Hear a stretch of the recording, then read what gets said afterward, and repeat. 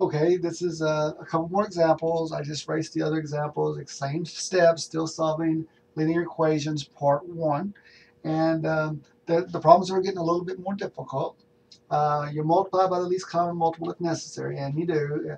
This one has a 2x minus 1. This one has just an x minus 1. So the least common multiple is the product of 2x minus 1 times x minus 1. And that's going to make both things cancel. So if you multiply 2x minus 1 times x minus 1 times both sides.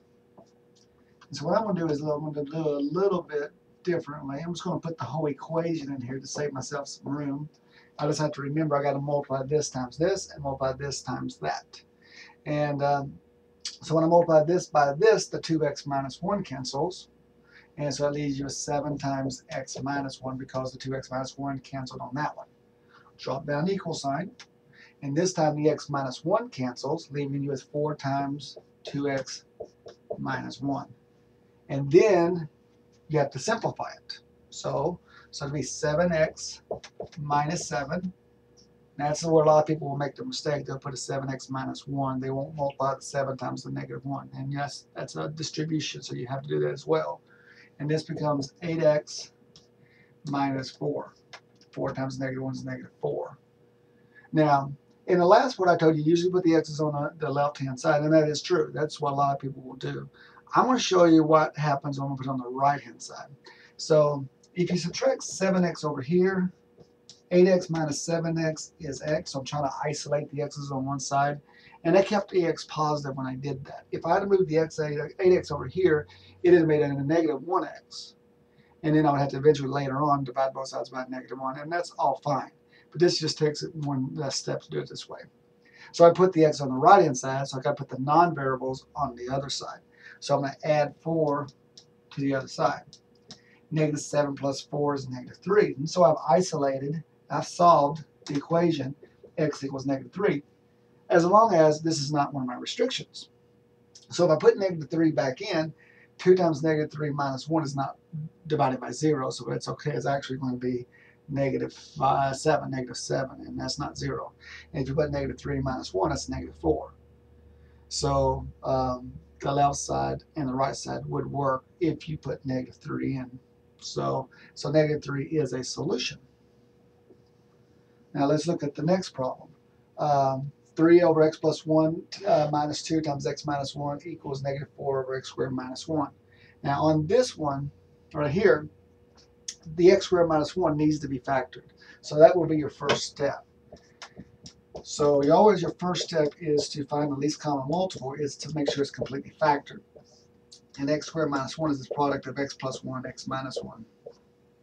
And so when you're doing these problems on your homework, usually when you have to factor something out like this, the factors are usually going to be the other two, or a combination of them anyway. They're not going to make it so that you'll have several different factors. So that's not the point here. And they could, but it would be very difficult to do those situational problems. And you got to remember, this is 1.1, and so they're not going to make the problems totally difficult on this section.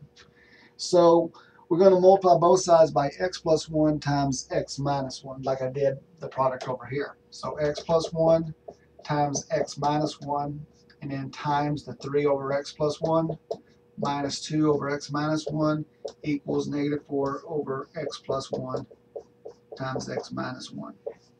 So I multiply that by every one of these terms. And again, what I'm hoping to accomplish here is to make the denominators go away.